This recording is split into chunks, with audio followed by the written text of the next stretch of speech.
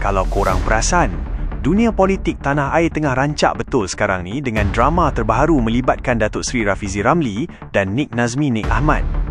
Kisahnya bermula apabila PKR menerusi setiausaha agungnya, Datuk Dr. Fuziah Saleh, tampil menyatakan bahawa kedua-dua pemimpin ini sebenarnya masih terikat dengan bon parti bernilai 10 juta ringgit. PKR mendakwa mereka mempunyai bukti kukuh berasaskan tanda masa timestamp di laman sesawang parti bersama Malaysia MU yang menunjukkan Rafizi dan Nik Nazmi dah sah menyertai parti baharu itu pada 17 Mei 26. Menurut PKR, tarikh itu adalah sehari sebelum mereka mengumumkan pengosongan kerusi Parlimen Pandan dan Setiawangsa. Disebabkan pintu sebelah dah dibuka dulu sebelum kunci kerusi lama dilepaskan, PKR melihat tindakan ini sebagai lompat parti yang secara automatik mengaktifkan syarat bon 10 juta ringgit tersebut.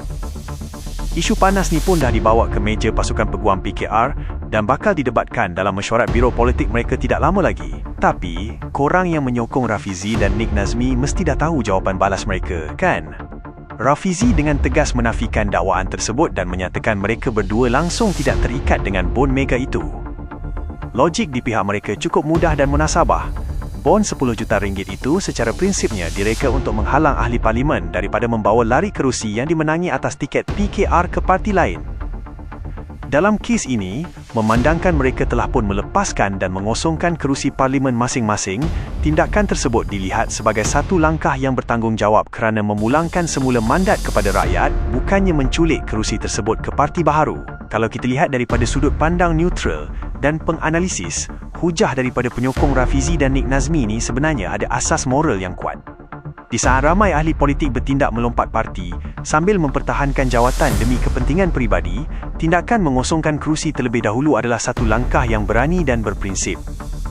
Isu teknikal mengenai timestamp atau siapa cepat sehari itu mungkin akan menjadi perdebatan hangat di mahkamah, tetapi dari segi etika politik, memulangkan mandat kepada pengundi adalah tindakan yang patut dipuji.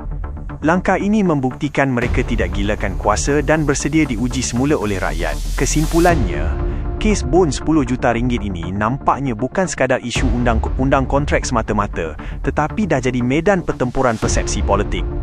Bagi PKR, ini soal disiplin dan ganti rugi pelaburan parti, manakala bagi pihak Rafizi dan Nik Nazmi, ini adalah pembuktian prinsip perjuangan mereka.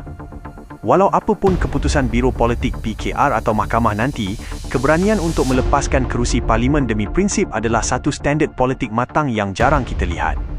Sama-sama kita nantikan, adakah isu technical timestamp ini mampu menggoyahkan pendirian teguh mereka, atau adakah prinsip pulang mandat ini yang akan menang di hati rakyat?